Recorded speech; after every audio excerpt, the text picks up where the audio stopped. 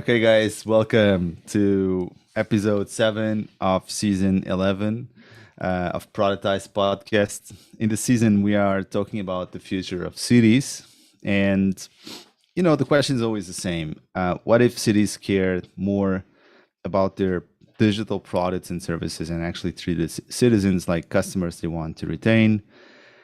Then, we believe that questions like transformation and improvements that could come out to the lives of citizens as a whole would have to be answered. And this podcast is really the podcast where innovators, geeks, creators, entrepreneurs like Antonio come to discuss impactful ideas.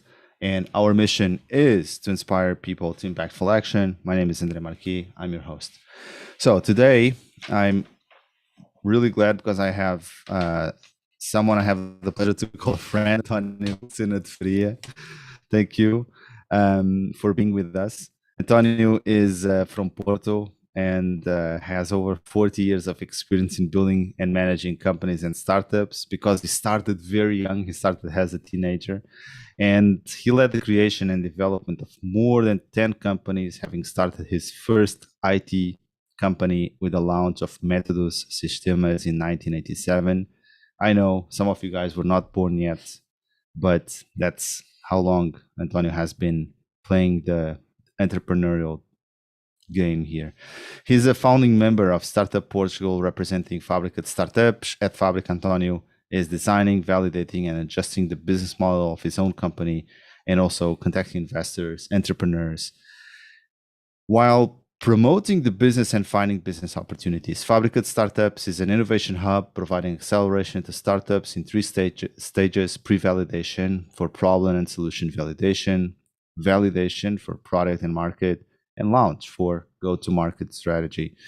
And where entrepreneurs can seek help in developing their business ideas and growing their startups, and corporates can innovate with clients like Delta, Nosh, Millennium, Galp, and many more, being part of their portfolio. Antonio, how are you? I'm fine. I couldn't be better. Being with good friends is always a pleasure. Thanks a lot. How is the year going? I know that COVID hit your business operation last year, quite impactfully. Do you see 2022 being the recovery year finally? 2021 was very difficult. We were okay because we had very good results in the previous year, but it was tough, really tough. But 2022 is becoming a good year. It's the year of recovery. Being an entrepreneur, you know all about going up and going down. It's never, straight line. Especially after 40 years, you have seen it all. And right? I went through many difficult parts in my life. And so this was just one more. And I think we'll be able to keep growing again very quickly. All right. So, António, you are from Porto, although you have been living here in Lisbon for many years, or at least the Lisbon area. But that was actually where you started your entrepreneurial journey, quite young. And you have been an entrepreneur ever since. Once you told me that you have never worked for anyone else except yourself. Well, that is an exception. When I was in the US, I worked for a few months, actually a year, at Arthur Andersen Management Information Consulting Division, on artificial intelligence, which happened to be a very interesting experience, but it was something that I still remember. And at that time, I was thinking that artificial intelligence would be something that would make a big impact in the world. It took almost 30 years. Now we see it in every place. Back in the 1980s. Even sooner, I apologize, but it's been a long time. A long time. I'm 62 now. So yeah, that means that it was more on the 80s, late 80s. So I was in the US from 83 to 86, end of 86. And I worked at Andersen Consulting before it was called Andersen Management Information Consulting Division in 1985 and 86. Long time ago. A long time ago. The Reagan years. Do you have fond memories of the US back then? Oh, I like it very much. Yes, it was an amazing experience and it helped me a lot. And I think opened my perspective, because I was someone that was born in the north of Portugal went through the normal schools in Porto, and then came to Lisbon to do the Catholic University. And although I had some experience in terms of going abroad, I really never had the opportunity of living abroad, which is completely different. So it was very important, and I think those years have been very helpful for me. You were living where?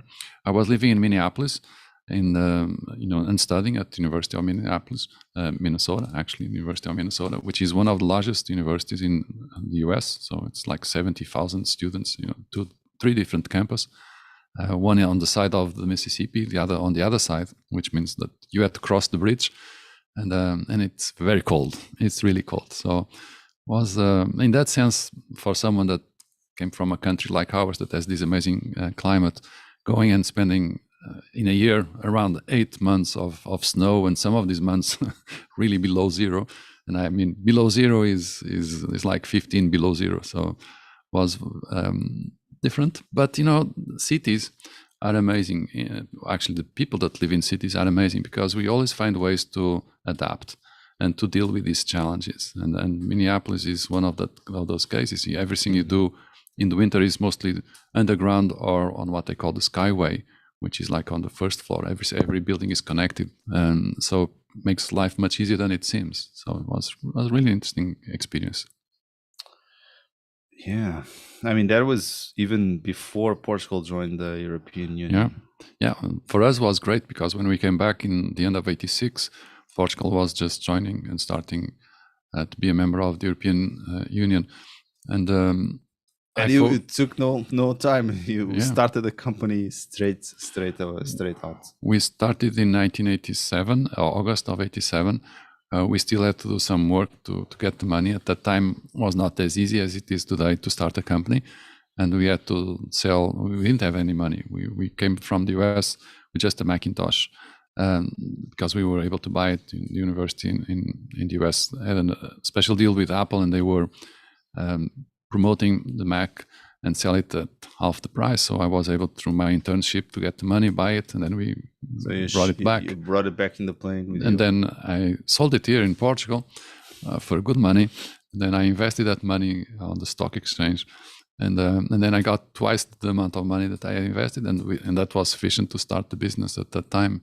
How much was that in escudos? Honestly, I would like very much to tell you, but it was, but I don't remember. I remember that I had to deposit the money on Caixa Geral de Depósitos, and then because that was an obligation. It right? was by law. You had to deposit the money on Caixa, and then Caixa would give you a certificate that that money was there. Then you can go to the public notary and start the business. It was much more complex and difficult. And so coming from the US and starting here, it was almost like starting in a communist country. I've never because you had so much rules and regulations. You had to go to a nationalized bank, had to put money in that bank account, had to prove that the money was there, and then you had to go to the notary, make sure. But you know what? The interesting part. It's not that much different right now, but the difference is that you can actually choose the bank where you want to put. There's a big difference. There's a huge difference. These days, everyone can go to Empresa na Hora and start a business even in less than an hour. Back then, it took weeks too. It took. And then you had to get the name approved, and the name, you have to supply 3 different options, and the first one will never, you'll always have to apply again, because every time you applied, you had to pay more money.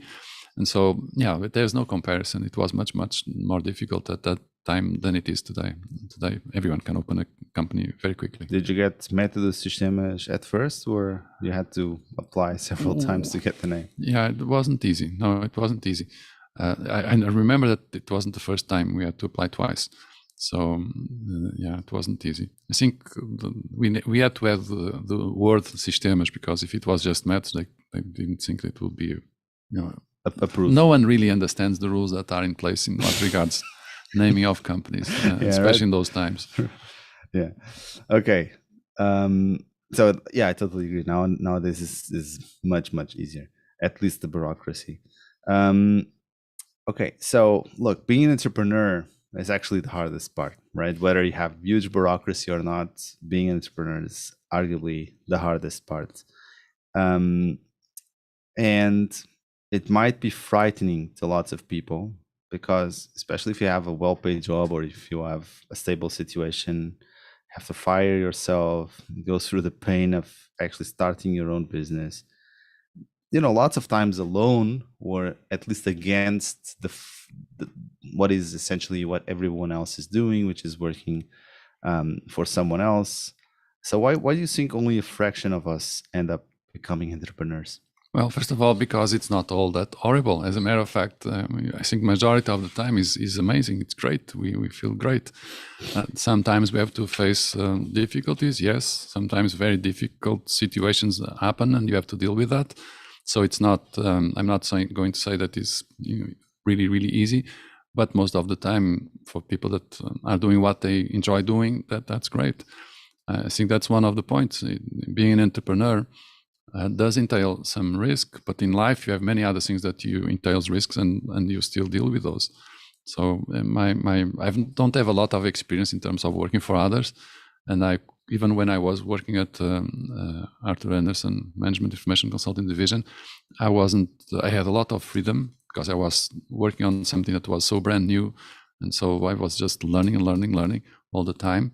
I enjoyed that very very much. So I cannot see myself, in a corporation answering to anyone and following the direction that someone is giving me. Being an entrepreneur also means you have to be comfortable making decisions, and you have to be comfortable and actually willing to do your own decisions. And that's the point of being an entrepreneur. That's what it makes it so amazing for the people that are. And most people could be, and most people should be. Or when you say most people, it's like the majority of people. Oh yeah, I like Mohamed Yunus has this phrase that the Nobel winner. Yeah, and the founder of microcredit, and he has this phrase that I think is an amazing phrase, and basically it says that every human being is born an entrepreneur. Unfortunately, only a few people are able to take advantage of that, and so there are many others that never experiment being an entrepreneur, never think about doing it, never do it really. And that's a pity, because human beings, yes, we are entrepreneurs. We look at problems and we always try to find the solution. And so we just had the Industrial Revolution. Before that there were many other entrepreneurs, but there were also some social structure in place that would prevent people to do things that would make them move from social upgrading. After the Industrial Revolution, now we can actually do so many things. We can start a business that from day one, even if it's a small business, it's a global business. And so we are still thinking very much along the lines of the Industrial Revolution. The fact that we even consider today that is reasonable for people to have to start at a certain time in the day and finish at another time in the day makes no sense. It made sense when you were working on a factory, because you have shifts, right? And so machines had to constantly be running, and so people had to come at a given time so that others will be replaced by these other people. Now, most of all, even in industry, that's not anymore true, because you have robots. So why are we still thinking along these lines? It makes no sense to me. And of course, an entrepreneur never cares about what is the time they start or what time. You actually never start, you never finish. You're always thinking about what can you do. Lots of people say that they talk about the fourth industrial revolution, but are we on the brink of a golden era for entrepreneurship, like a fifth entrepreneurial revolution, where things like self-sovereign movements led by crypto founders, people that are now out of the grid in many ways, along with the fact that now we are having lots of companies going remote first, and also much more flexible in terms of their working schedules. Now we're talking about the 4-day week and so on and so forth. Not to speak about AI and all the technological ongoing revolution. The combination of all these factors, is it finally going to allow the creation of that opportunity space that you are talking about, where the majority of people will actually be entrepreneurs instead of workers? Oh, it's not going to. It's present. It's something that exists today. No, but not in the statistics, though. Well, I mean, the majority of people still work for... Because people have a mindset, and that's what we have to change, is the mindset. Well, I was lucky enough to go through 3 major revolutions. When I was in the US, the PC era was starting, so I had the opportunity to work with the very first IBM PCs, and then, of course, Apple II, and then the Apple Macintosh. And then I came back to Portugal, and I started my business all on technology. And then I had the opportunity to live through a second revolution, which was the internet revolution, 10, 15 years later. And that was also an amazing. And I think we are now going to the third revolution, which is the blockchain revolution. Blockchain is an amazing technology, and we are just starting to understand what we can do with it. And so there is a lot to be done. And if you look at blockchain, and if you look at, for instance, the things like DAOs, where you have new structures in terms of what a company can be, you can see that you have a huge amounts of possibilities for the future. So, for an entrepreneur is very comfortable with change. And so this couldn't be better for us, right? Because change is what we are going through. In this precise moment, all these things are changing. A lot of things already changed, not just because of the pandemic. I think what happened with the pandemic was just made everything that needed to happen move faster. Now, of course, the difficulty with these moments is many people get left behind because they don't see it happen, or they don't feel comfortable with the change. But it's happening, and we have to take advantage of that. And yes, I believe that this new era will make it even easier for entrepreneurs to be successful and live out of their own initiative. Antonio, I really love Mohammed Yunus' phrase that we are born entrepreneurs. I think it's one of those super inspiring phrases. But as I observe my own kids in their interactions with their kids, other kids, I realize that, we might have technology, but then at the end of the day, we are always constrained by our biological, being, which is the same for the last 300,000 years or so, or at least mostly the same. So I realized that, we realize that people are essentially social. They like to be in groups. They like to be to have the feeling of belonging to something, to a tribe, and have peer support in what they're doing. So, my own feeling is that people that have an education of self-reliance, they are more prone to feel the need to have a company, or at least to begin and work on a solo founder or a solo experience of entrepreneurship, whether that's just self-working or a more formalized structure. So in many ways, being entrepreneur seems to be a very counter nature thing to do. What's your experience on that? Because, the technological revolution that you're now speaking about, DAOs and blockchain, it actually might help, but people still need to have this feeling of tribal community that is provided by lots of companies. And the reason why people actually go to work, because they have a second family. Well, yeah. But it's not a family that you choose, right? It's a family that is imposed. You don't choose the other people that you are going to work with. Someone else did that for you. My point is, mostly. But if you think about this new world, let's call it the crypto-based new world, or not even that, because crypto is a layer on top of blockchain. The blockchain is the big change. So blockchain is like internet, is like the PCs. It's a new era. And you look at these people that are working on so many things based on blockchain, NFTs, DAOs, all these things. And the amazing thing, they work exactly as you said, as a tribe. Okay? They work as a tribe.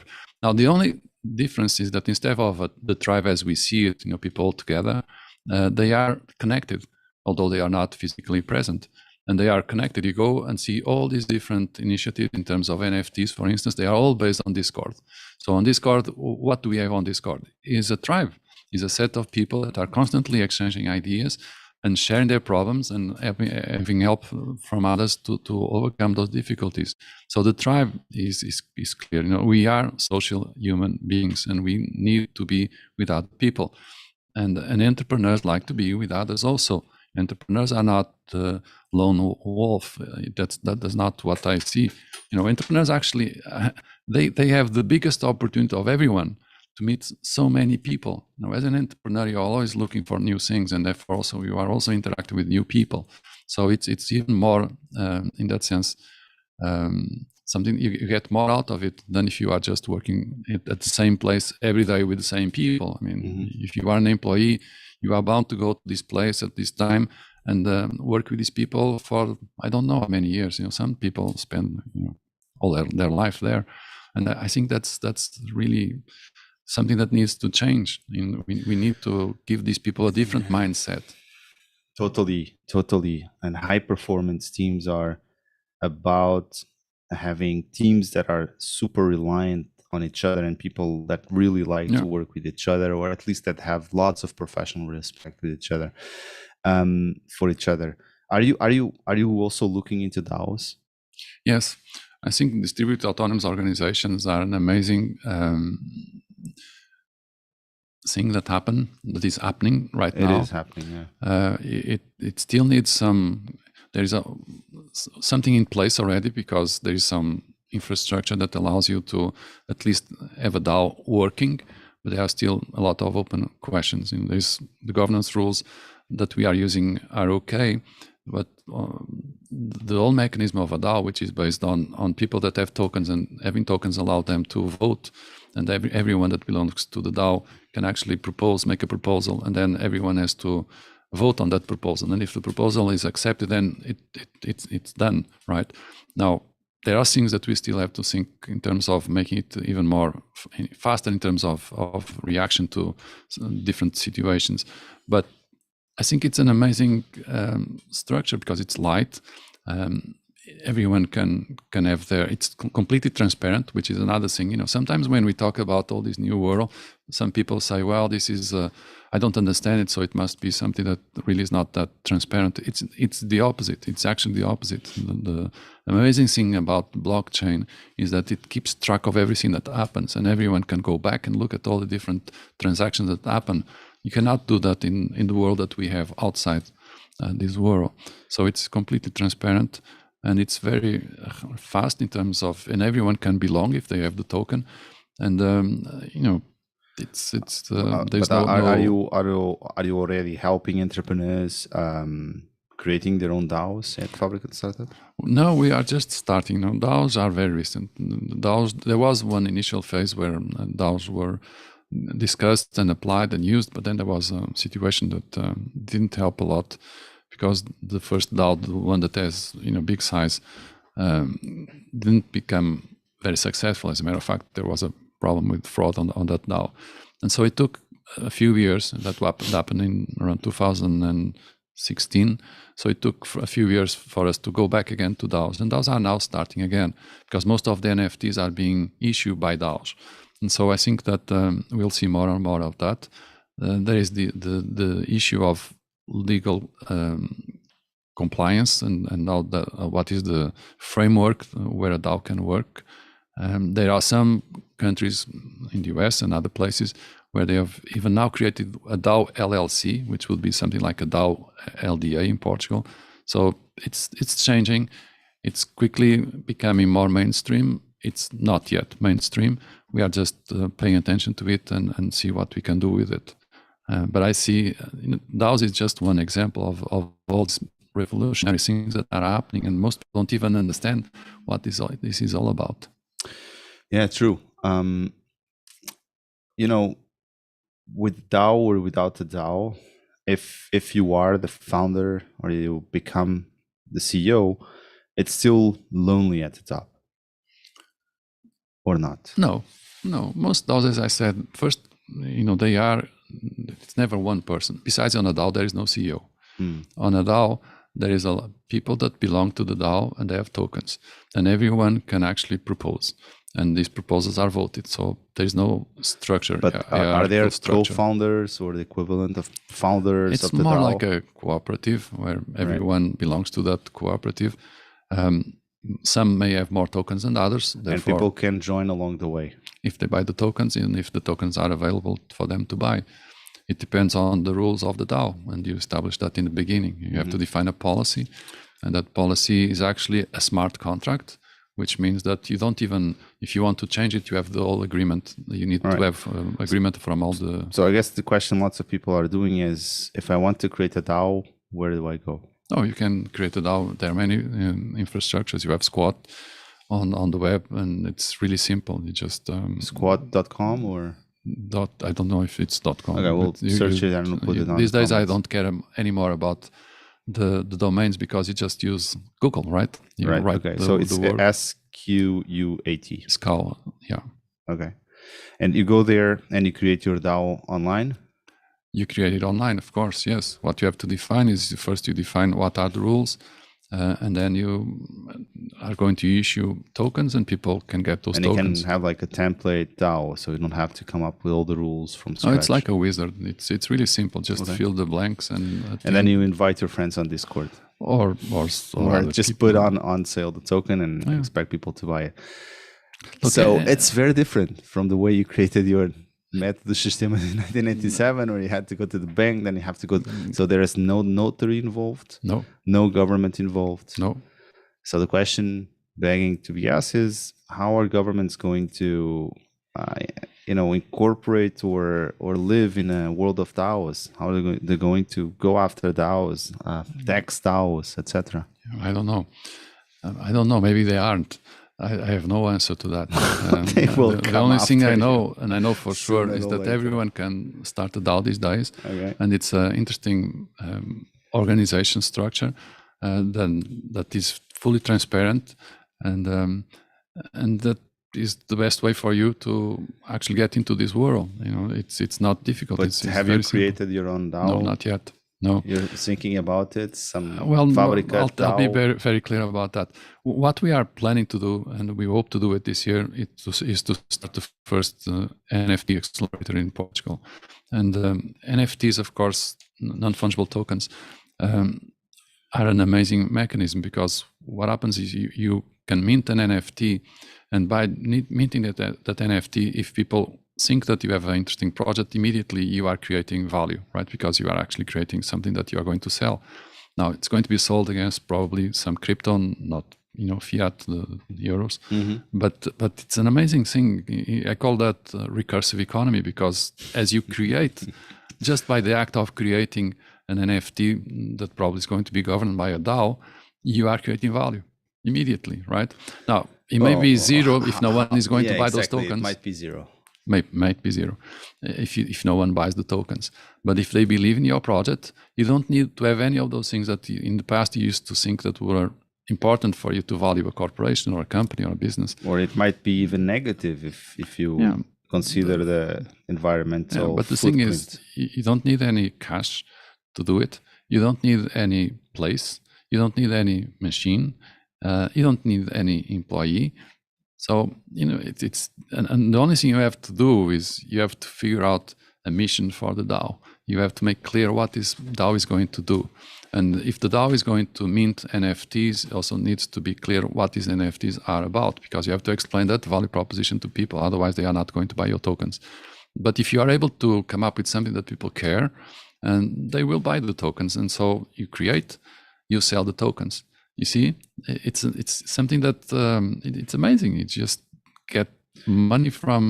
generate money from an initiative, but it, of course, needs to have some strategy. This accelerator is for artists, is for social entrepreneurs that want to use NFTs to. That's the amazing thing about NFTs and this new world. No one knows for sure all the different applications that this technology is going to have. If you look, NFTs are not about just what you see today, monkeys or elephants or geckos.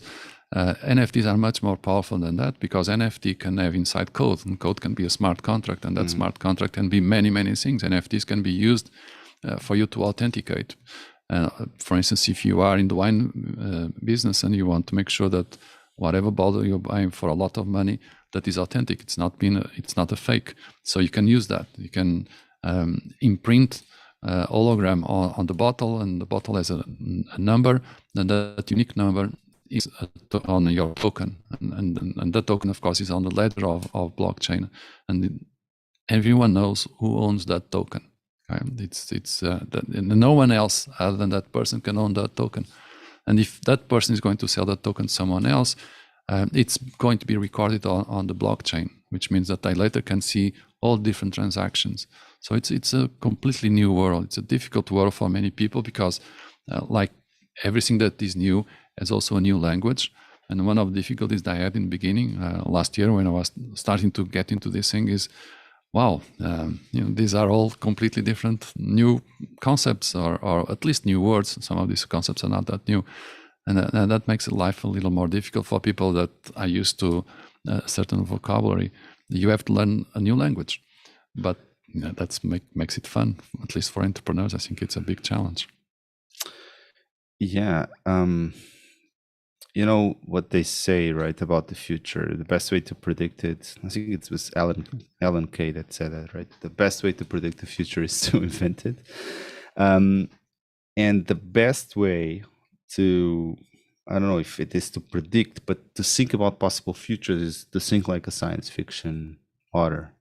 In many ways, as we go into this NFT rabbit hole and the whole, blockchain thing, you might come to this era of humanity where work or having to work for someone else is not required anymore. I mean, 20, 30 years time, you might actually have your own NFT when you're born, or a certain amount of tokens, and you can live out of the wealth created. So, and because of robotics and AI, the actual number of the productivity is going to be much higher. So lots of economists have been talking now about the 4-day week, and we know what that is. Historically, we used to work 7 days per week. Then we started working 6 days per week. Then mid-century, only here in Portugal, it was actually only mid-century, people started working 5 days per week. I think that the time of your parents, or maybe when you were younger, people was still working pretty much 6 days per week. And now we're talking about the 4-day per week. And, after the 4th day comes probably come the 3-day, the 2-day, and then the 0-day. So what is that future like in your mind? It's not the future, it's the present. Well, the present's pretty much 5 days. Tim Ferriss wrote this amazing book. It's not the 4-day week, it's the 4-hour week. Right. 4-hour work week. And he explains in the book how he came up with a business that actually allows him to work just 4 hours per week and have a good revenue and have a good life out of that. And that's a reality. And that's one of the, when in the beginning we were talking about why so many people don't think that they are made to be an entrepreneur, and of course the reason why they think like that is it's because it's all in their mind, right? It's an idea that was conceived and is what is actually common. Is the self-constraint. It's the way you are taught in school. It's also often what families tells you, and so it becomes a big no. Entrepreneurs is just for a few people, and it's not for you. What you have to do is you have to find a job and have a successful career. Now, first of all, no one knows what is going to be the job of the future, for sure. And second, I still believe what I said in the beginning, which is every one of us is an entrepreneur.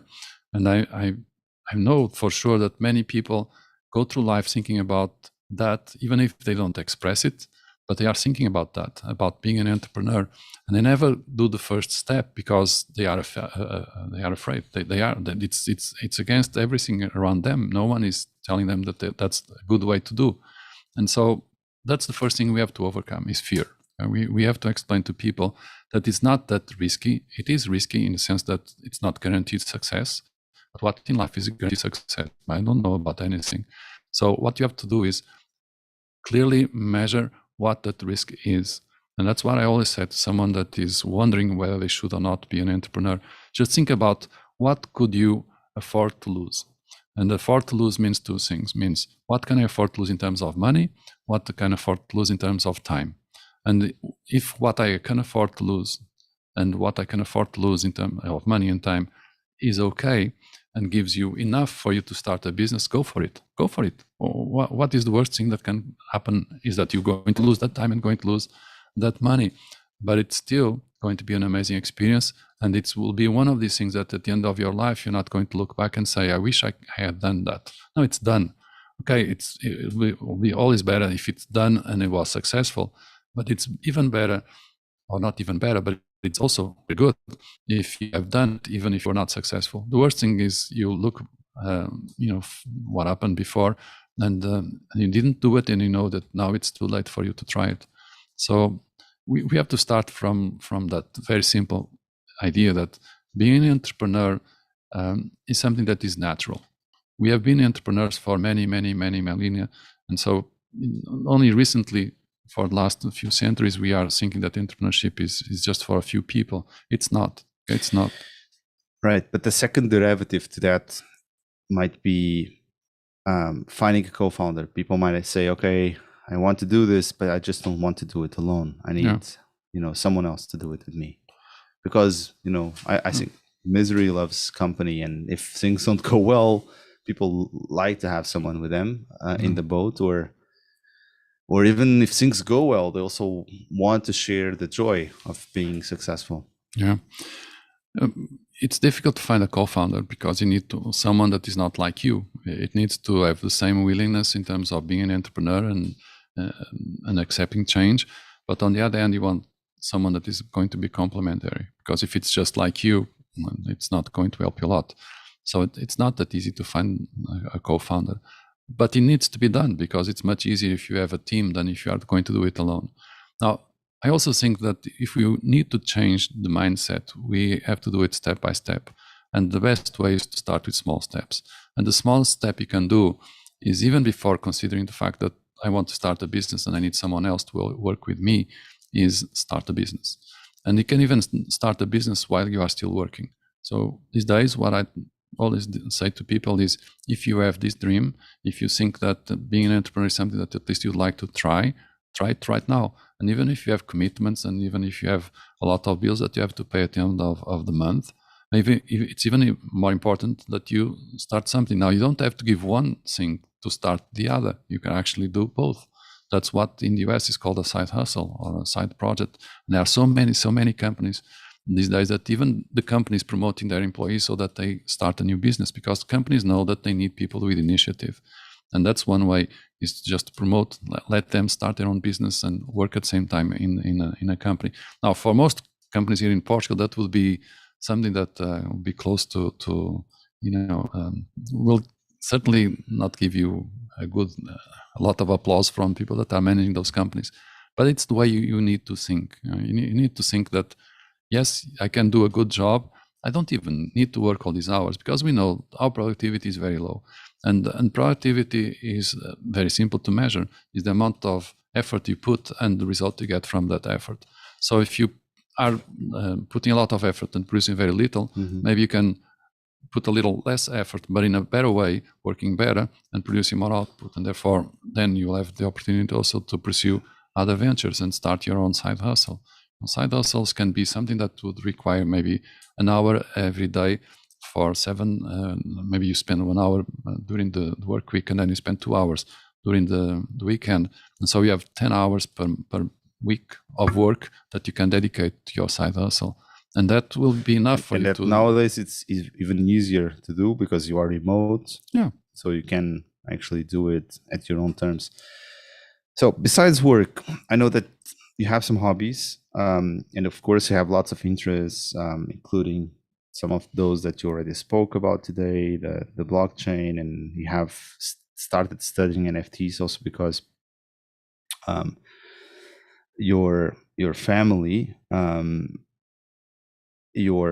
of your daughters is a prominent YouTuber. Have you already launched an NFT together, or are you planning to? Yes, we are.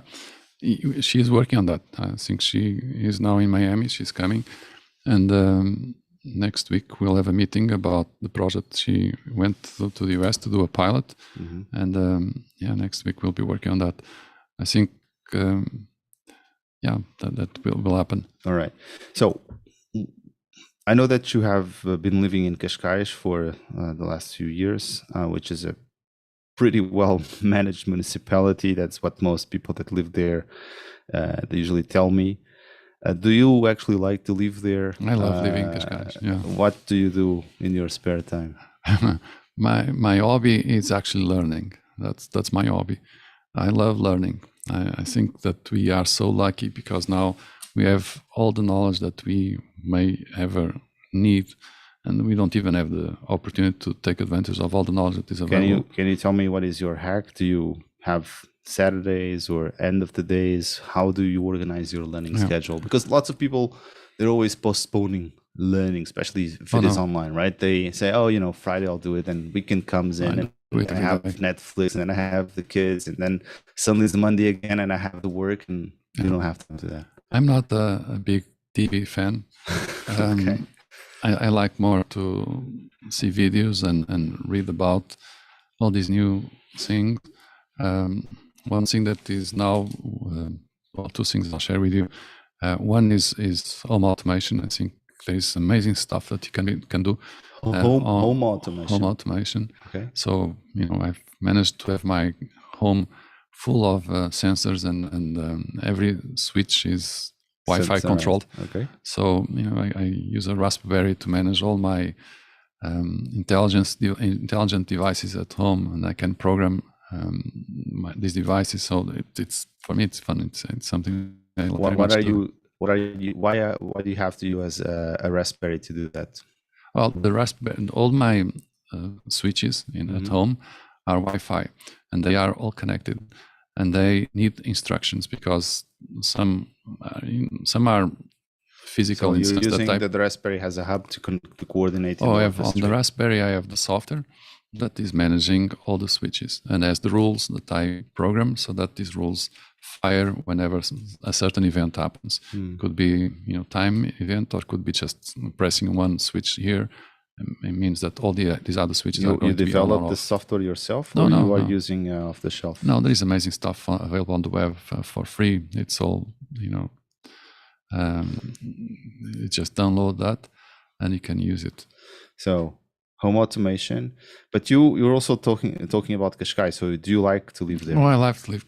My biggest hobby, if I really want to choose something, is walking on Pardão from leaving Cascais, from Cascais until the end of Pardão, near Azurajinha. So that's like 10-15K walk. Yeah, that's a big. I don't do that every weekend. But we do at least go until Monte, so it will be more or less 2 hours walk, going and coming back, which is great because it's an amazing view and the weather is fantastic. And I just love living in Cascais. I've been living in Cascais for now more than 20 years, and that's the way we see it is living there until the end. So you're living in Cascais, but you work, or at least your main offices are in Oeiras, and you also have lots of meetings, and you also teach here in Lisbon. Yes. Tell us a little bit about your daily routine. How does that commute works? The good thing about being an entrepreneur is that you probably can't say that you have a routine, in the sense that I every day is a different day for me, and so whenever I think is appropriate for me to go to the office in Oeiras, I go. I actually do it because I also like to be with other people, and I like my office in Oeiras. It's a really nice place, and I have this amazing view going from Cascais to view, really beautiful one. And so I go there. These days, since most of the people are working from home, we don't have a lot of people in the office. Sometimes I'm there alone. I'm actually building a sculpture on what is called a rollerball sculpture in wood, in just these little pieces that you put all together, and then you have a rollerball going around, and it's on the wall of my the meeting room, big little meeting room that we have. It's now, so I go there I don't go there sometimes to work. I go there because, I go and do these things that I like very much doing. And sometimes I have to go to Lisbon, of course. I have to teach at university. And I have another office in Camp Pequeno that is a very nice place also. Mm-hmm. So, yeah, but I cannot tell you that I leave, on Mondays at this time and come back. It depends. Sometimes I feel like going. Sometimes I don't have to go. Sometimes I have meetings and therefore I should be there. But these days I also do a lot of meetings through Zoom. Mm-hmm. So, for an entrepreneur, this is the best time possible because you even have more degrees of freedom. These days you can actually choose where to work, when to work. And that's great. Very well. So let's jump a little bit into Fábrica as a product. You are full-time focused nowadays in Fábrica. I mean, I know that you are teaching and you are a business partner of certain companies, but your main full-time focus is Fábrica and really making Fábrica the company you envision it to be. So let's go a little bit to the beginning. What encouraged you to start Fábrica de Startups back in 2010 or 2011 when we first met? Yeah, well, my full-time job, if you want to call it, is not at Fábrica de Startups, is helping people become successful entrepreneurs. Mm-hmm. It is true that most of that work is done through Fábrica de Startups, but what I'm really committed to do is to make sure that I can help others have at least the opportunity to be an entrepreneur. That's what I care. That was deeply. Not like a religious vision you had 10 years ago, right? You wake up one morning and say, I want help people. No, it's actually based on experience, the one that you mentioned in the beginning, although we didn't go into any details. But when I was 15 years old, I found out that I could, by my own, in this case was get some glass, put all these things together and some sand and some water and some fish and sell it. And the amount of money that people were paying me for that was much higher than the cost of the materials. At that time, I didn't even understand what it meant, cost of time, the cost of my work. Right. But I found out that I could actually generate some revenue. And it's not about money. It's the consequences of having money. It's the freedom that money gives you. That was the point. At that moment, I had that immense sensation of realization. And that's what I want others to have. It's not religious, it's nothing. It's just, I had that experience, has been with me for all my life.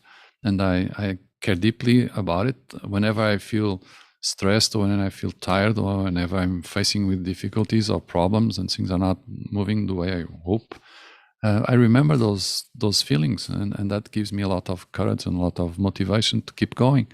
And so it works for me. Maybe it will work for other people. And the issue is why so few are still doing it. And I think it will be great in terms of our country, in terms of the world, if we had more people looking at all these difficulties and actually not feeling as a victim, but rather as someone that actually can work solving all these difficulties, all these problems.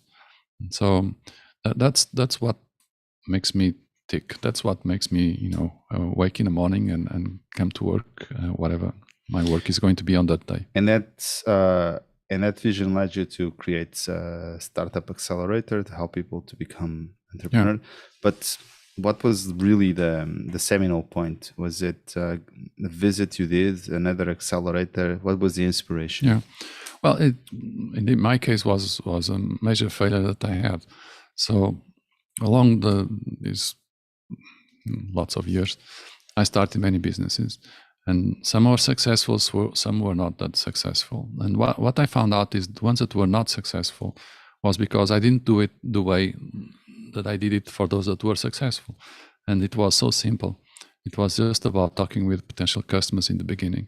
So when I came back from the US, I would go to banks, because banks were my first client.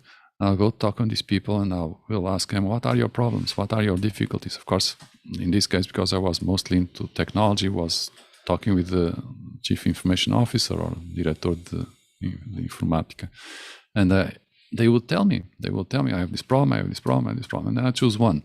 And then I go back and then I was thinking about what solution can I come to them and sell them.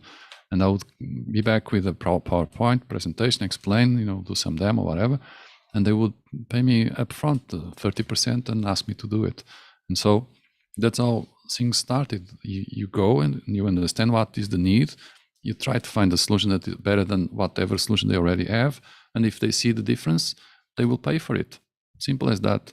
Now, when you start getting money by doing all these things, and then you start being, I would say, arrogant in the sense of you become you believe that you know everything. Mm-hmm. And so at that time, you start thinking, well, my next big project is not going to be based on what people are telling me. It's about what I think they need. And that's a big, big mistake. So that's one of the things that I did. I didn't, unfortunately, I wish I could say that I only did it once, but no, I did it more than once. Big mistake. Yeah, and that final mistake that I did, which was a major investment in time and also in terms of money, made me think, if me that had all the experience did it, what can I do so that others know that this is not the way? That's what we do at Fábrica. We explain to people that the best way to start a business is always first by getting customers. First you sell, then you build. You don't build first and then you pray that people will come and buy it from you. That is not going to work, at least not usually. In some situations maybe, but that's not the best way to do it. All right. So young entrepreneurs and first-time entrepreneurs are much more prone to do those kind of rookie mistakes. So do you believe that to do something to improve future opportunities or opportunities for young entrepreneurs has, nowadays we have some school initiatives of entrepreneurship in schools and so on. Are cities doing enough? No, not just. We are talking about cities today. We are because that's where we mostly live, right? Yeah, but the problem that we have is exactly that we are not paying attention what is so critical. And what is critical is that people change their mindset and start looking at becoming their own boss, if you want to call it, from day one. Early stage, from the very first time they start learning how to write and how to do addition and subtraction, they should also understand that entrepreneurship is a skill. Entrepreneurship is an important skill that is available to everyone, and it's just a matter of you wanting to be one. Now, are you all going to be successful? No, but that's like everything else. Like some people would love to be a great footballer, but they are never going to be successful. And someone would like to be amazing, playing piano or doing something else, but they still are going to do it. They're going to try it, and some will succeed, some won't. So it's all about mindset, and I think the cities and other structures in this place, there is a lot of work that needs to be done. Cities can be, the municipalities in this case, can be market makers. And one of the difficulties of any entrepreneur is getting their products in the hands of their customers. Mm-hmm. Of course, the first thing you have to understand is, are you addressing a need? But even if you are addressing a need and you come to market with that product, you still have the challenge of making sure that people know that you have that product and the product actually is delivered to that person. Of course, on if it's a digital product, then this is not as tough. But if it's a physical one, it's much, much harder. And so what municipalities and government and whatever central or regional or local can do is create those conditions, is make sure that there is a way for these people to have their products available for others to know and promote these products. And people will come and buy it because, if they have value, people will buy it. And we need to create these conditions so it makes them easier for people that are starting in the beginning, that have so many problems and get some money so that they can start investing and growing the business. The problem with many businesses is that they die very early. They struggle a lot, and then when they are almost close to the beach, they drown.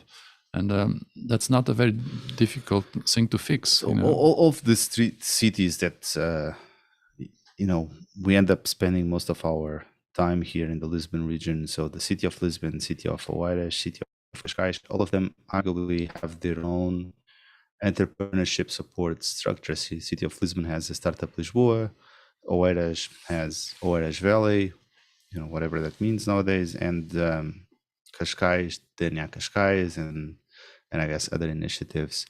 Out of these three, the one that seems to be, in hindsight, more successful is a Startup Lisboa because of at least the impact that it had here in the city, and also of the high-profile startups that have been through I wouldn't even say the program, because it's mostly an incubator more than anything else.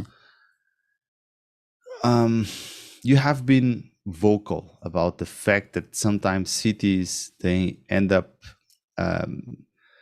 doing more, or doing instead of letting private operators like Fábrica and others do those kind of entrepreneurship programs. So what kind of model? Is it a public-private partnership that you are aiming or defending here? What is really the model that you are proposing instead? We can all work together, but Startup Lisboa is not Startup Lisboa. Startup Lisboa is Startup Rua da Prata. Right. Because we need many more Startup Lisboas all over the city. If you look at the total population of Lisbon, what is the percentage of these people that are involved in entrepreneurial activities? That's the big question. And my guess, it's at the best 1 single digit. And that's very bad. And that's the problem. So we need to have many more people involved, and they need to understand that they can do it. They can actually become entrepreneurs. And if they have this concept of affordable loss, and they understand clearly how much money they are going to spend and how much time they are willing to dedicate to the project, they will find out, and they will be often surprised, that it's not that much. It is completely within their reach, and they should move on. And that's the point. We need to have more people thinking along these lines. If you go and look at entrepreneurship, how many schools, and I'm talking about first years of school, are teaching students about what an entrepreneur means and what is starting a business? Very few, if any. You have private initiatives like... True. But look at the percentage, compare that with total population. And that's my point. People are still thinking that 99% of people think that the future has to be a job. And jobs are not certain. And jobs can come and can go. From a historical economical perspective, we are living in almost full employment cycle right now for the last 2 or 3 years. Well, the unemployment rate is very low. In US, it's virtually zero. But it's close very to interesting zero. Because here in Portugal, it's also quite low. But the difference between the US and in this case Portugal is that although there is almost no employment, it's probably just structural unemployment. There's almost no unemployment in structural unemployment. It's also one of the countries in the world where a lot of people, and we are talking about millions of people, have their own business. So they work and they have their own business. And that's an amazing thing. Okay? It's what we don't have here. Here we have people that work for large corporations, people that work for the public administration, and lots of people work for public administration, and also quite a good number of people that have these very, very, very, very, very small companies that are always on the brink of failure. And so, we have to help these ones that are just trying to pay their bills at the end of the month, explain them what they can do so that they can prove their chances of being successful. And if we don't think about how to make sure that these people have conditions to become successful, then it's a vicious circle. We never are going to get out of this. We are always going to have we can have lots of people employed, but getting very low salaries and not really being very productive. And the country is in the path that we know. It's and not being very happy, which is also for sure another point. No, that's the most important point. All right. So one of the things that, of course, you are a firm believer in equipping entrepreneurs with knowledge and skills, while simultaneously encouraging them to single out their personal interests, right? Because it's out of those personal interests that you end up developing. Yeah, you should work on something that you love doing. So how do you see that happening in the current demand-driven economy? Is it possible to develop businesses with growth potential based on your own personal needs rather than satisfying solely the needs of the market or consumers? No, it's an intersection of these two things. Now, when we talk about entrepreneurs, we tend to think about people that are going to do what they've been doing all their life, which is a physical product or provide a physical service. But the reality is that when I was mentioning that in the US, although a lot of people are employed, but so many have their own side hustle, they don't have physical, physical-based businesses. It's digital. And that's the amazing thing. We are not thinking clearly about the potential that digital products can actually provide us with in terms of this country. There are so many digital products that we can create. And we like what? Go to Etsy. You go to Etsy, which is a huge success, and you have millions of people today that are selling products on Etsy. And just do a very simple search and compare the amount of people that are on Etsy and try to figure out which ones are Portuguese-based businesses. And you won't find any, or at least you don't find any with significant size. So why are all these people selling all these things on Etsy when we are not there? We need to be there. We need to look at Kickstarter and Indiegogo. You have people from all over the world that are doing these projects through these crowdfunding platforms. How many do we have from Portugal? Now, this was a country that many years ago decided that it was not sufficient to live out of this rectangle where we are in the peninsula. Now, we have a much easier way for us to go abroad without having to leave our country, but we are not taking advantage of that. And so, that's... So you have also, from what I know at Fábrica, you have started to productize Fábrica yourself. Yeah. Creating new courses, you have created starting.pt, and also helping entrepreneurs productizing their services in many ways. Okay, can you tell us a little bit about that initiatives? Well, we found out that we have a lot of assets. Because assets these days are not assets that I was learning when I was at school. I have my degree in economics. These days, assets are digital assets. And if you look at any business, there are lots of things that you did that will be useful for others in other places. And these things, most of them now are actually bit streams. And so makes it very easy for you to be able to duplicate them without any cost. So that's the point. We found out at Fábrica that we have so many things that we could actually monetize. And that's the job that we have now, is actually to provide all these things, all these tools that we develop, all the knowledge, all the courses, all the methodology, and make it available for others to use.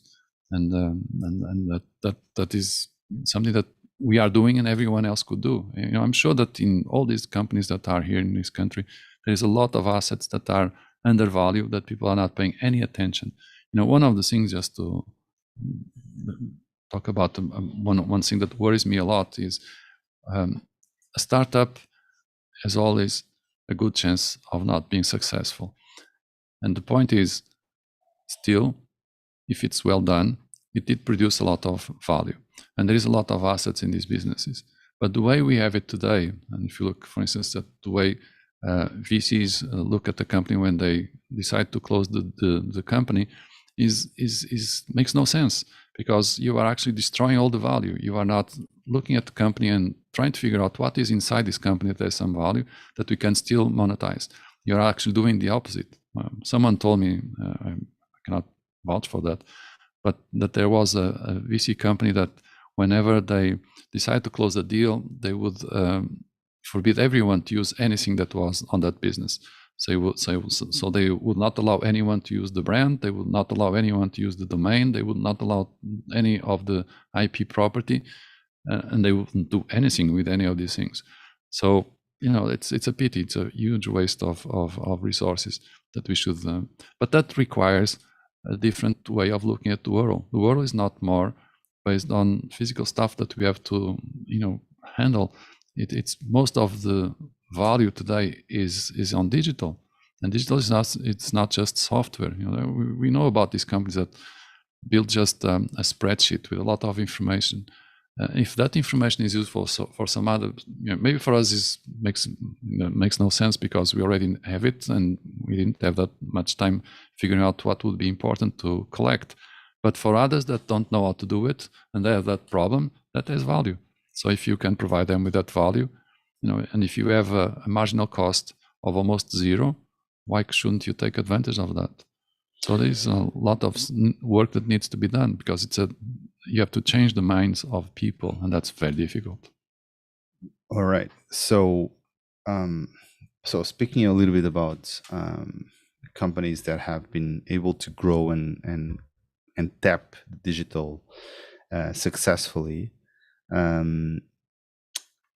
let's now talk a little bit about breeding startups into unicorns. So we both contributed to the current mayor's election here in Lisbon in the way that we have been invited to the policy measures that were eventually voted to his political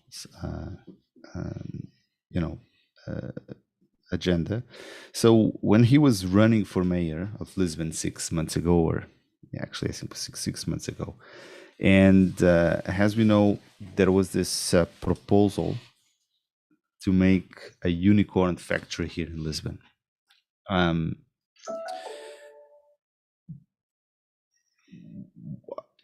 That's still up for the grabs what it actually means, because I don't think that we have seen what the initiative actually means.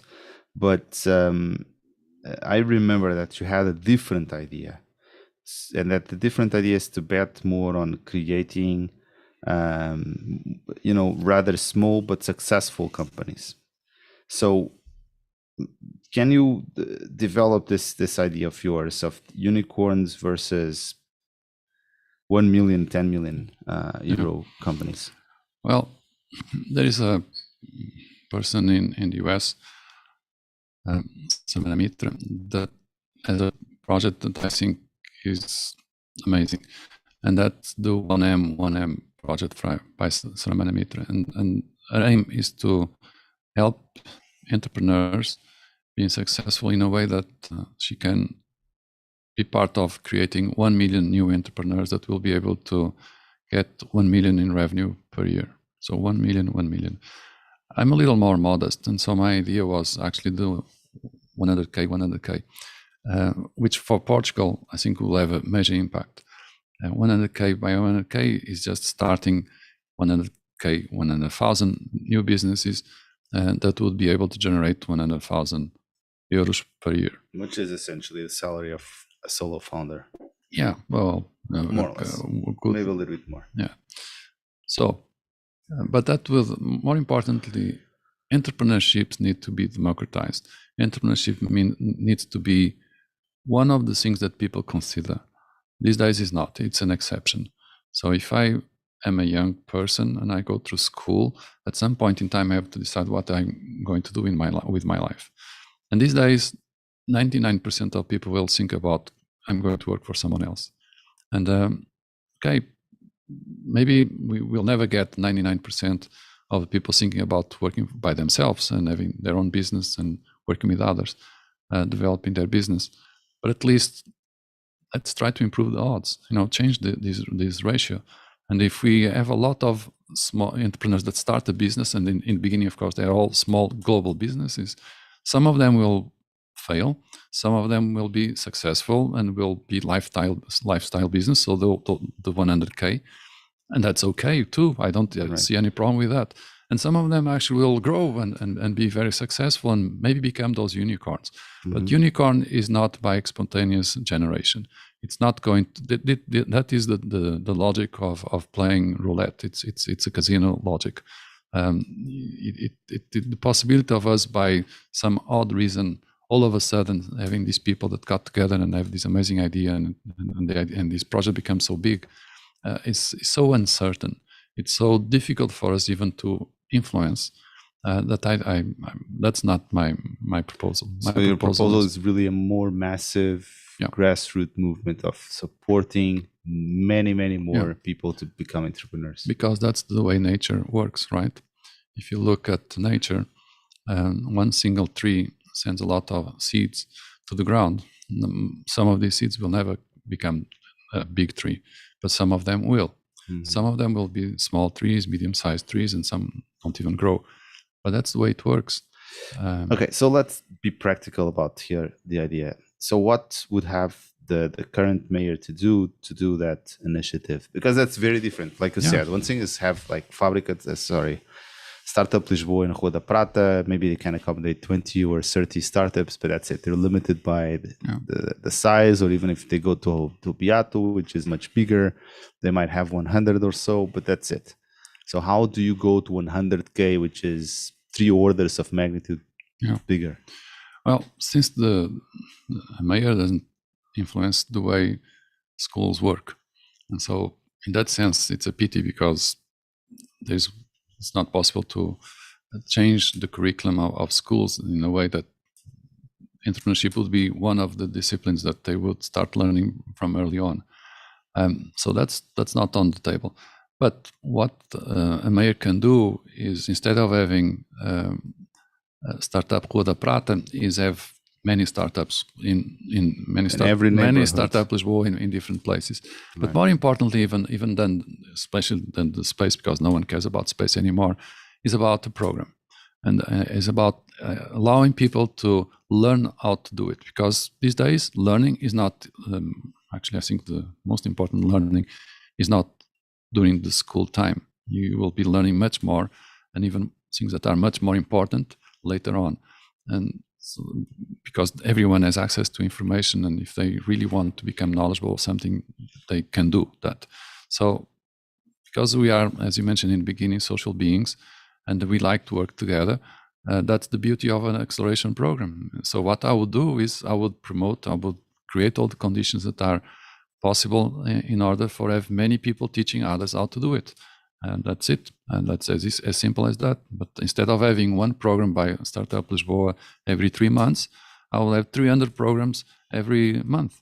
And of course, then the question is that going to happen from one day to the other? No, because people are not ready. But it's like everything in life. But you start with a small step. It would require a very different kind of demographics, because, as you know, when you launch a call for startups or a call for entrepreneurs, sometimes it's really hard to get those entrepreneurs.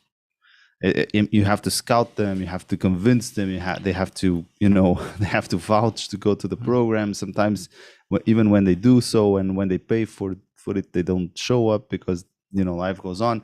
So it does require a very different kind of mindset, a very different kind of outreach, and a very different kind of investment. That's what we have to do. You have to promote entrepreneurship. Why do we think that a football player is such an amazing person and can earn huge amounts of money, and everyone has a lot of admiration? And I have to. Wouldn't it be fantastic if we could say the same of some entrepreneurs? And have a lot of entrepreneurs going through this school. Football in Portugal has been successful. It's not because of all of a sudden we have Ronaldo. It's because there was a major investment in terms of people that wanted to know more about it, and people that want to learn about it, and people that want to practice it. And some of them are being very successful, but that also means that through these schools of all different football clubs, a lot of very young people have to learn how to do it and start early, and then some of them will succeed.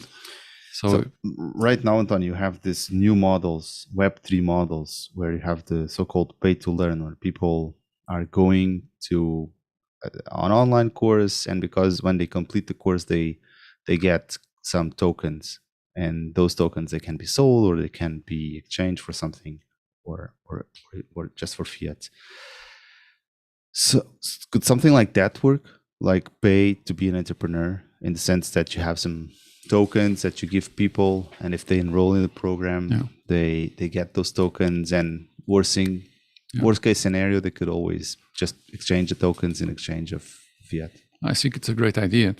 I also believe strongly that people should be paid to be entrepreneurs, because they should be paid to be entrepreneurs, right? And but I'm not doing this because of altruism. To de-risk their entrepreneurial journey, to make it into a business that is successful, that grows, that generates revenue. Oh, okay. You're speaking about return on investment because you really think that will be paying off in the long term. What creates value in especially in this case, we are talking about money. How do we create money? Is because someone decided to look at the market, find a need, and came up with a product or a service, whether physical or digital. And that's it. That's it. So our society, the money that we are able to generate is because someone did that. And that is an entrepreneur. Whether they work on a public institution or whether they work on a private institution or by themselves, that's what we need. We need people that look at problems, understand difficulties, and come up with better solutions and sell these solutions.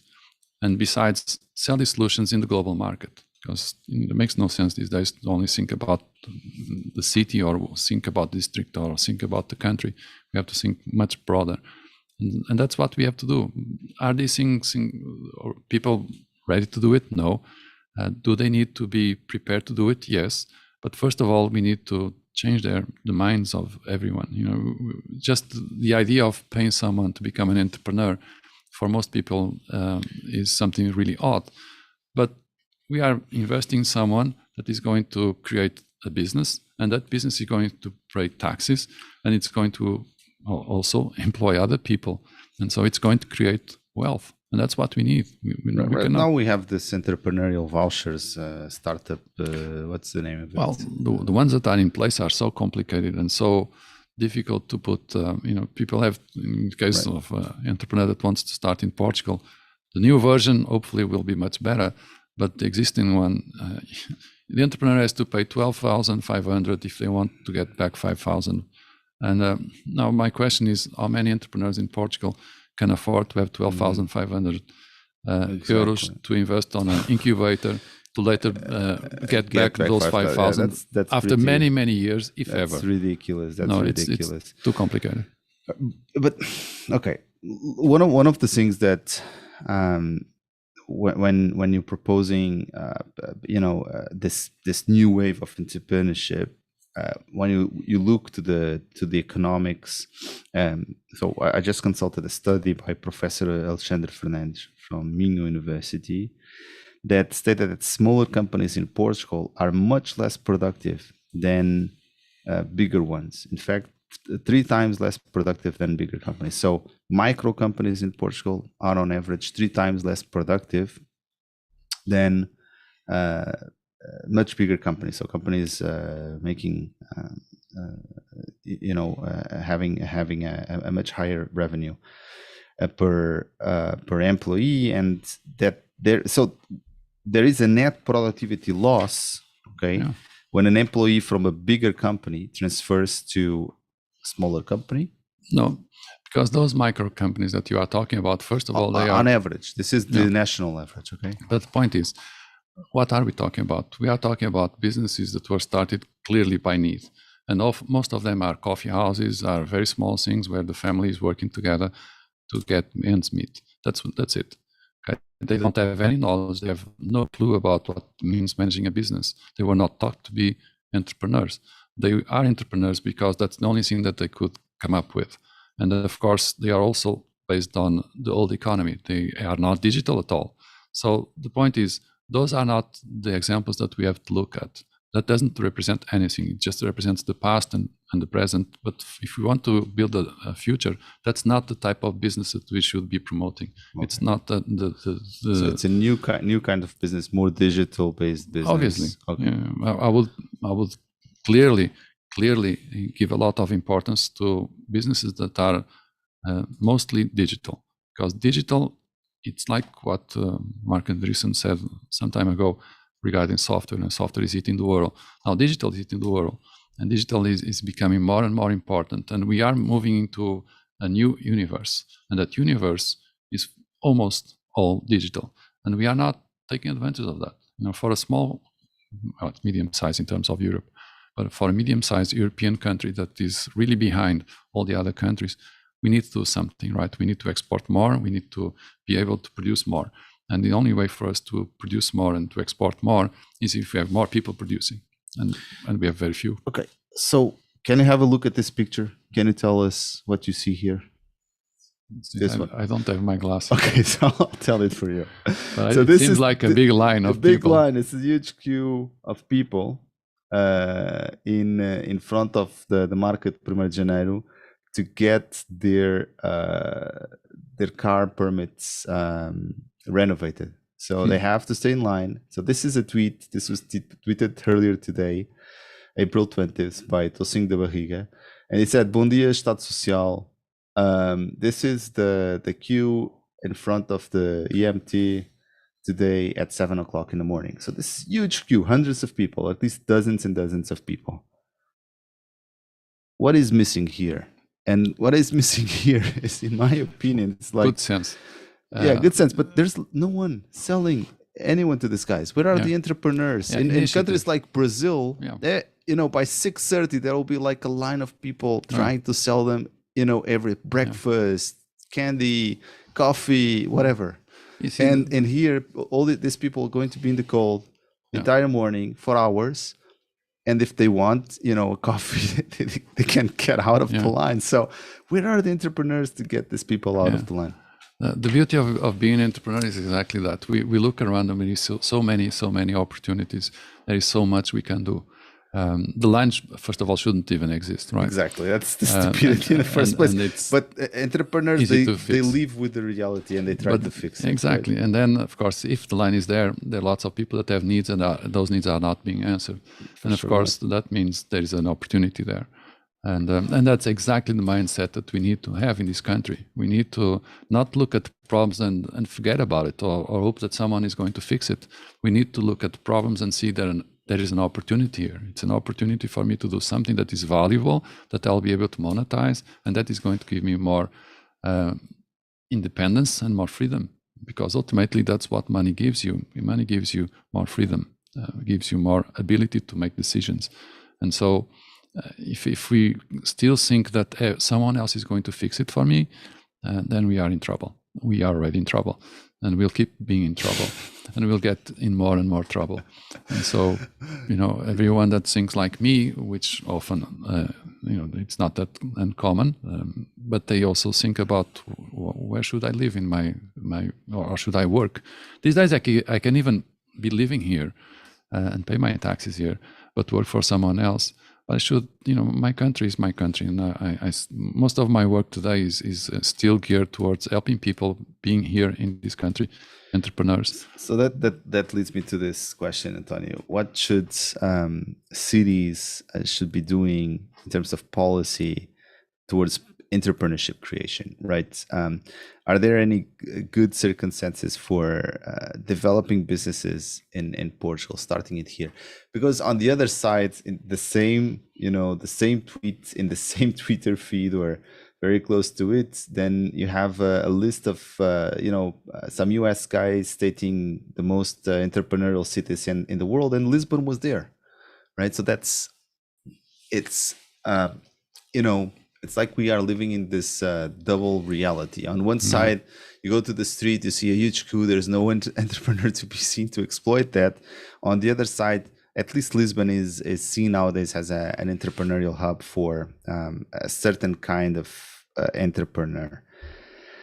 So my question to you is, in terms of city policy towards entrepreneurship creation and fixing companies in the city, right? Because that's a different story.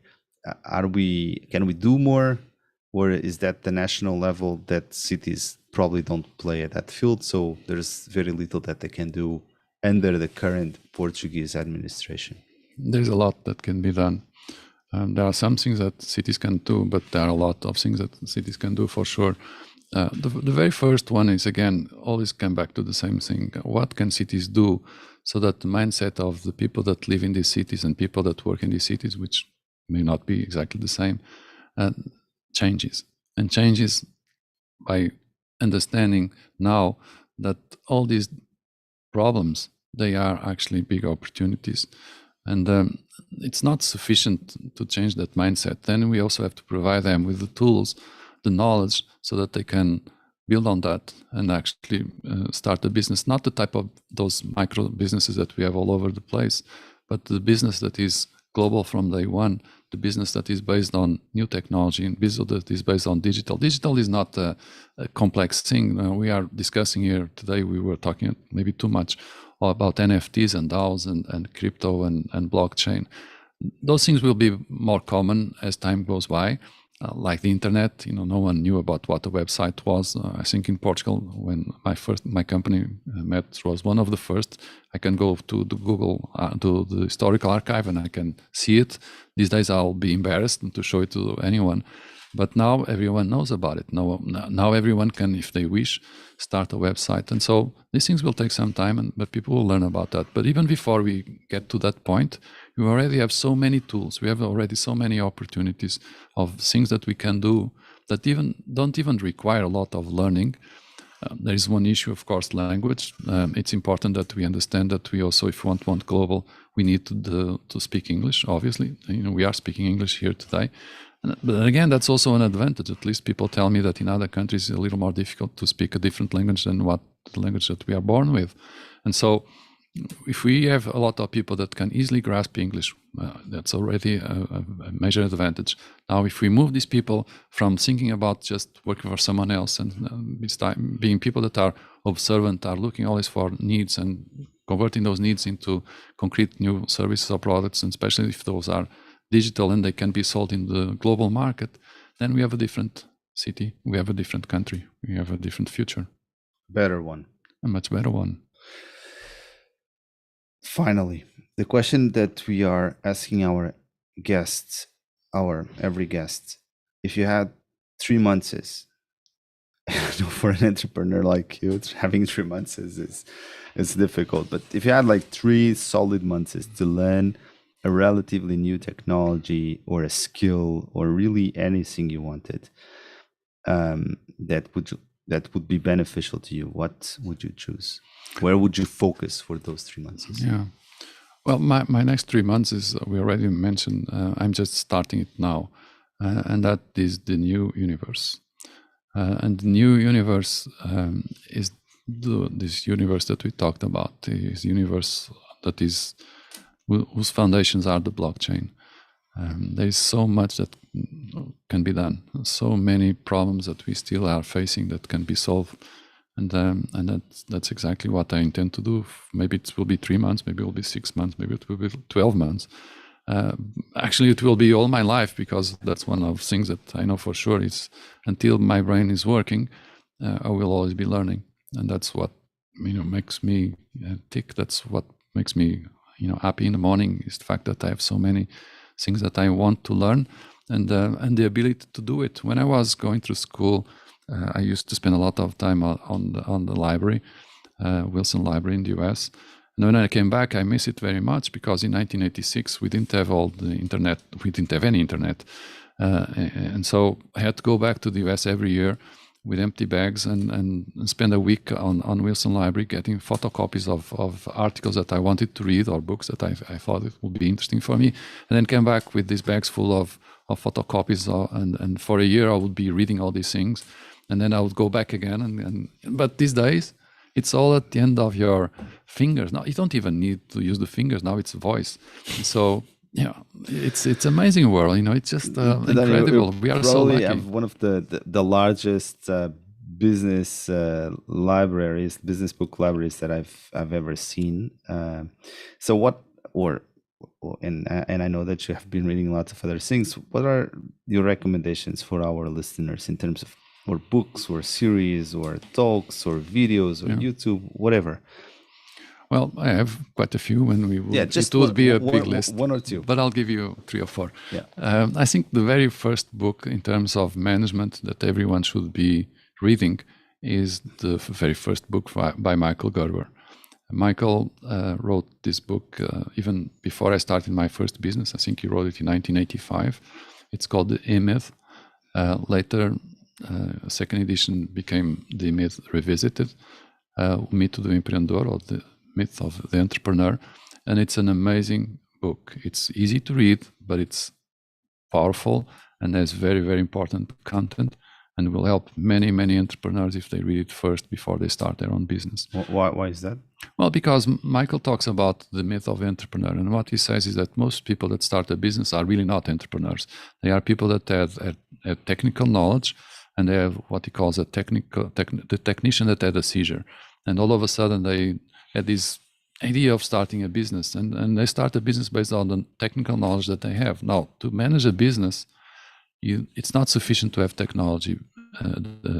It's not sufficient to have technical information, not necessarily just technology. It's not sufficient for me, for instance, to know how to cook. And that's the problem that we have in Portugal. People start businesses based on their technical abilities. But to run a business, you need someone that is a visionary, that can look behind what is already here, and that can figure out what are the needs of these people and come up with innovative solutions. And then you need the manager. You need someone that is going to take care of the commercial side of the business, that is going to get the customers, and that is going to run the business. And those technical people, they don't have that. They don't have that. And it's also the fact that our school system also does not help, because the school system is going to specialize you, right? And if you want to be a successful entrepreneur, you need to have the complete picture of what a business is. And that requires knowledge about different disciplines. And they don't have that in school. School will teach you just about something, and then all the other parts are missing. So that's the point. And what Michael talks about is, okay, let's first understand that this is the reality. And now what can we do? And what can we do is we can think of a business exactly the way we do it today. First, let's look at who are these customers. Second, let's figure out what are the needs and the problems, and then move along the business model. And I'm just talking about business model because the second book that I would strongly recommend, of course, must be Business Model Generation by Alex Foster-Waller. If you have The E-Myth by Michael Gerber, and if you have the Business Model Generation by Alex Foster-Waller, and in addition to that, you get one of the books by Steve Blank. I think the first one is probably the best. It's called the 4 Steps to Epiphany.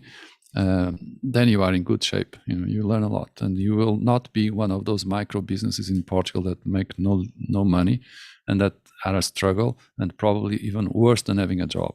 And that's not what I'm talking about. When I talk about entrepreneurship, it's not that type of entrepreneurship, because that's not being an entrepreneur. Personal freedom.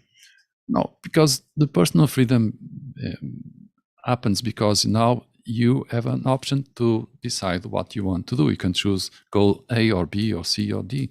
Now, if you don't have money, and of course, money can be many things, but at least the money that gives you comfort so that you can actually choose, then of course it's going to be very tough.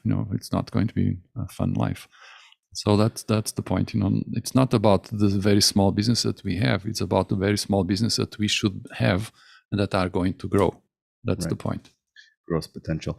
So, Antonio, finally. I have one more book. You have one more book? Yeah. Okay. Because I talk about 2 books that are very important, because these books are management books, and these books are very important for entrepreneurs. But I've been reading for the last 10 years. I keep reading this book. This is one of the books that I have to go quite often. And it's really simple. It's a book called, the title of the book is Are You Ready to Succeed? And it's an amazing book. It's by Sri Kumar Rao. Sri Kumar is a teacher, very famous teacher at Columbia University, if I'm correct.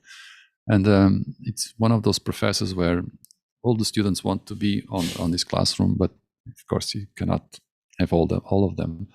But you can if you wanted to check it out, his videos online. Yeah, exactly. Yeah, true. Sure. And you can read the book. And it's a good book. It's an amazing book, but because it's a book about exactly the fact that most of the things that happen in your life are something that you decided. You may think that others have decided for you, but in reality is of your own making. And whatever happens in your head, it's your head, not anyone else's head.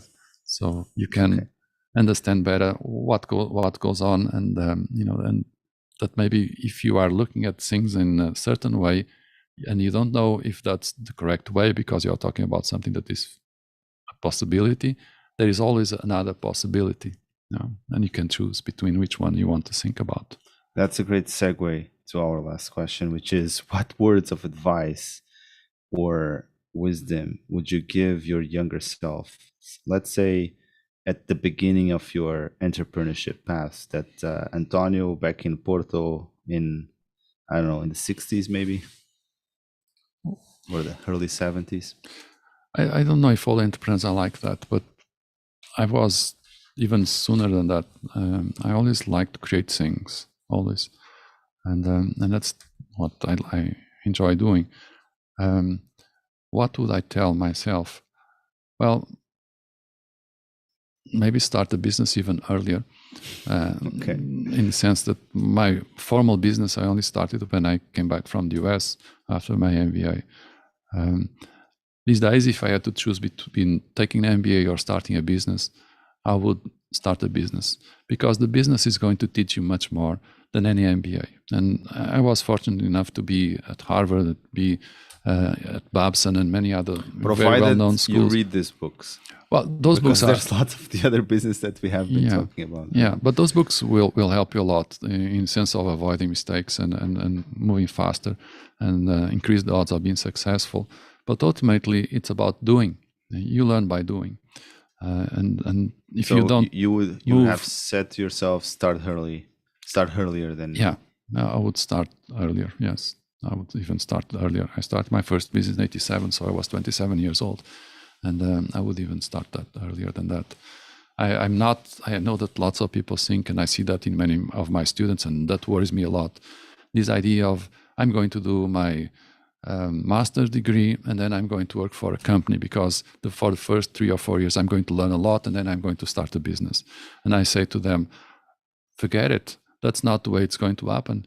For those first 3 or 4 years, you're going to learn almost nothing. And what is going to happen is you're going to get lots of commitments, and it's going to be harder and harder as times go by for you to make that decision. So it's now, it's not later, it's now. The sooner you start it, the better. Now, let me just finish one thing, because I also think that's very important. When I talk about entrepreneurs, I'm not only talking about young, I'm also talking at the other end of the cycle of life. Because now, these days, my father lived until 97, so I'm 62. I still think that at least 30 years I have of working life. At least, Antonio, at least. Yeah, okay, so 30 years. And I see myself doing more or less what I'm doing for those 30 years. And what I'm getting at is life does not stop at a given age. Life only stops when it really stops, when you die. Mm-hmm. It's not 30 years or 20 years before that. It's only on that day. And that also means one very simple thing. If you have not started your business yet, it's still time to do it. Now, if you get to 97, maybe it's a little too late for you to start a business. But if you are 60, or if you even are 70, or if you are 50, it's a perfect time. And besides, you know a lot, and you have all this expertise. And these days, you can transform that expertise into a digital product, which was something that you could not do some generations ago. Now you can. So if you have all this knowledge, think about how you can productize that knowledge, make it into something that other people are going to pay you for. Okay? And you have a business, and you're going to feel much better than do nothing or do little. You'll be more happy, and you'll be more fulfilled, and you will also leave a contribution to the society. Tony, thank you so much. It was great having you with us.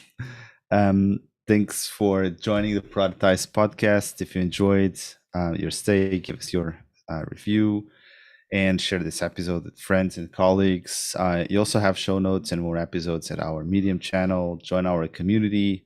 We'll be sharing the links in the Medium post. This podcast was hosted by me, André Marquet, with research by Evelina Bogdun and sound editing by Miguel Souza. Have fun.